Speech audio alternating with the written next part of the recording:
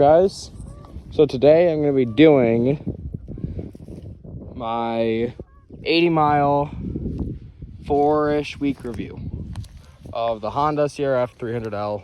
No ABS, not the Rally Edition, just normal. So there's 83 miles on it currently. Have gone through 3 or 4 tanks of gas. And I know that sounds bad, but I have been hooning this thing. Have not been road riding at all. As you can tell, every mile of this has been off-road on dirt. So it's obvious why it's going to go through more gas. So let's start with the dislikes. Things I dislike. First, this rear tail light. It's giant. Could have been so much smaller. They could have made a nice thin LED one like on the 400L or on the 450L, sorry. But they didn't. They had to cut costs somewhere because this bike was only like $6,800. Pretty cheap for a street legal bike. So dislike it. Gonna get a different one when I start riding roads. Not bad.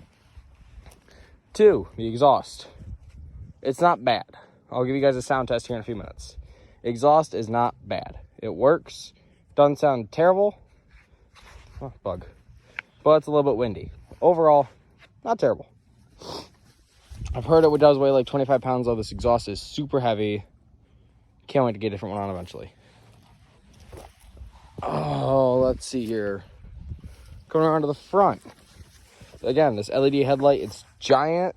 It's bright. Like, we're in pure daylight here, and it's a bright light. Don't get me wrong. It's bright. But from what I've seen, you can make a 450 front headlight and front plate fit on this, and it looks way better. Good bit brighter. But again, cost had to be cut to make it so cheap. Third thing I dislike, or fourth thing, suspension. Front is not terrible. Rear, super soft. If you get one of these, tonight I'm stiffening up the rear shock. I just bottomed it out over there. Super stiff. Be careful when you first get it. Not terrible if you're road riding and light off-roading, but if you're going to be doing any of Okay, real quick complaint here. Whatever Amazon brand these are, if you see these, don't get them. Because I already have 3 missing apparently. Luckily I have more, so I'm going to go through and tighten all these down when I get home. Just an FYI, don't get these. Okay, side rant done. Suspension, super soft. Not terrible if you're road riding and doing light off-roading, but for heavy dirt bike off-road use, man, just interrupting the video. Oh, there goes the helmet. For light off-roading and road use, perfectly fine. Rides great, feels nice. For heavy off-road use, stiffen that up because I bottomed it a bunch. Let's get to things I do like. Things I do like. It's super easy to pull this bike down. These here come off. Be careful not to cross thread these two. They're pains. This one's cross threaded, but not too bad. I think I can fix it. Whatever. Super easy to take the seat off, this off, these plastics off, and these plastics. Whole main plastics of the body of the bike will all come off with the same size Allen wrench. Nice. Perfect. Kaboom. Helmet holder. Actually, you know what? I'll show you guys how that works. Helmet holder. Awesome idea by Honda. I don't get why more people don't do this. Little thing, you flip it down. This key goes, and you open it like that. And then you take the metal ring of your helmet that's right here. Take this, hook it through right there, and then you just somehow lock it back in. I do not know how to lock it back in. Hold up. Family. I'm gonna set you guys down for a second. Okay, never mind. Can't figure out how to get it to work. But it's supposed to be a helmet lock. I think it's probably just because the helmet's hanging on it. I don't know. Don't care. Oh wait, it's this button, I bet. Okay, yep, never mind. It's this button. Jeez. It's this button on the side. You press it, and then once you do that, once you get this in here, oh, Jesus Christ. Okay, it works, just not well. It works. It doesn't work great, but it's there. It's the thought that counts. If you really got to use it, you can. It's just a pain. Key goes back in. Nice. Okay. That side rant over. Things I like. That, it's cool, kind of quirky. Go over here to the screen. Come on. Key is fidgety. You have to have it like just right to turn on. And pull the key out. It is very fidgety. Like, I normally don't like to take the key out of this because it just, yeah, see, it's got to be just right. No torque going down on it or it won't turn. Just right. Screen, cool. It works. It's got a check engine light, heating light, blinkers.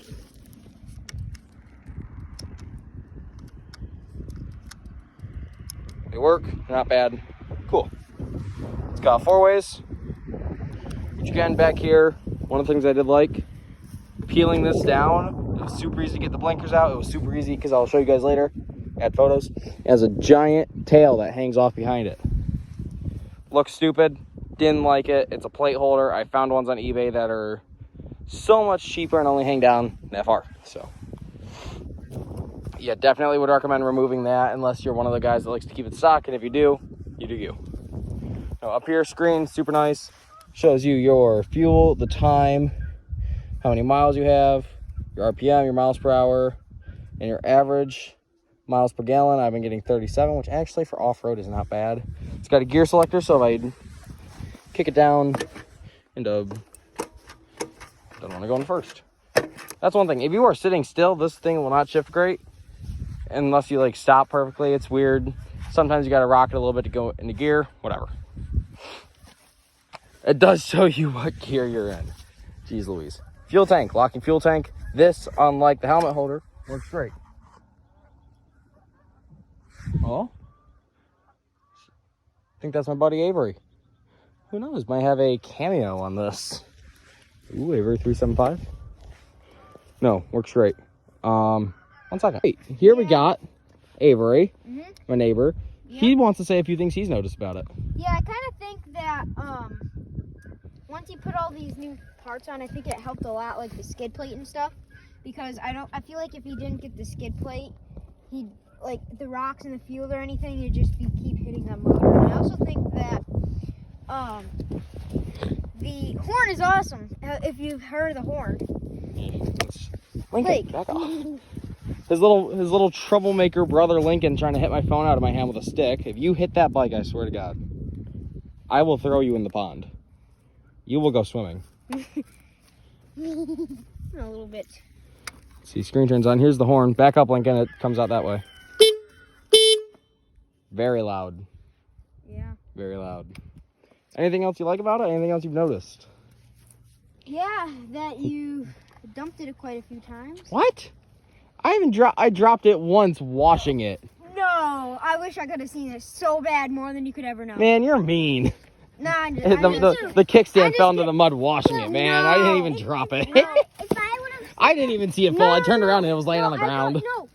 What? It's funny. It's funny. Yeah, okay, all right. If I would have seen you, I would have paid you probably like $100. No, I think it was funny because I would have paid to see the reaction on your face because you've been just so excited about this bike. Wanna know what's worse? What? It's the second day I had it that it fell.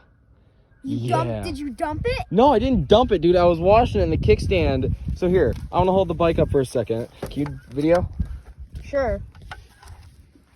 If you see this little red thing on the bottom of the kickstand used to only be about that big. That big. And now it's that big. Now it's huge. So that now when I put it in the mud, watch what it does. I know, that stinks. It stays on top of the mud. I know what I mean. I know what you mean. I know, that stinks. But, yeah, it happened to me quite a few times, and it just digs into the mud and then falls over. Happened with the mini bike. Real quick, mod rundown, what I've done to the bike. Oh, yeah. Let's start with most influential to least influential. Least influential. Spoke guards. What are you doing? How did you even get those on there? Here, I'll show you after. Little spoke guards that go around the spokes. Don't do anything, and I think I have one falling off. So, yeah, right there, I have one falling off. I gotta go deal with that. Where is the one falling off? Down in there, you'll find it. Next I have Pillow Top Pro Taper grips. Super grippy, they're awesome. You guys have them on your mini bikes, right? Ooh, little preview to what's coming to the Avery 375 channel. Ooh. What? I'm not 375. Am I? I think so. I'm 375. Put my helmet back. It's a brand new helmet, you stinker. No, I just type in like my name, and then they give you some sort of wacko number with a A on the front. Huh. It's weird. They just like add on to your name, and it's just like I don't want that as a name. So it is the next day, as you can tell. Quite rainy, quite watery. Not great for riding a dirt bike. So, little update. I have a new part of the review that I'm adding on right now. I dumped the dirt bike yesterday. It was on a little trail right over there that goes downhill. And that downhill is steep. It's a very steep hill, but I thought I could make it up. Spun out halfway up, tried to hit first, actually hit neutral instead of first. And rear wheel spun, grabbed front brake a little bit and rear brake and tried to click back into first or into second just to get the rear wheel spinning again. Did that, rear wheel immediately broke traction, whole bike went down. Bike went down like this, I went down like this. So I fell backwards down the hill. I am fine. Damage to the bike. Let's go over it. Not much. Exhaust. Got a few scuffs, whatever, it's fine. Rear fender, a few scuffs, whatever, it's fine. This, a little bit tore up. Again, it's a dirt bike, it's fine. Doesn't hurt it. Everything is still solid back here. Nothing came loose. Everything's still how it should be. It's nice. Unbreakable levers, they did their thing. I picked the bike up and this lever's sitting like that. Levers did their job. Pegs held up great. This held up great. Everything held up great. Skid plate. Put a bunch of weight right on this piece here. Protected this perfectly. Didn't even bend. Awesome. Love it. Great. Pro taper bars. Didn't bend. While I'm talking about the bars, let's go over a quick mod rundown of everything I've done to this bike. On the screen up here, I have a little screen protector that is not on straight. Mitt. I have unbreakable levers, so these levers, rather than with the old ones over there, I'll add a pick in a minute. With the old ones, they wouldn't do this. If you drop down and they bent this way at all, they just snapped off. And then you could be miles away from home with no front brake or with no clutch, and you're screwed. What are you gonna do? These, there's a little spring up in there. It's actually a system right down into there. Right in there. That lets them flip around and do things. Clutch lever. Spring definitely got stretched yesterday, but again, as long as I'm not like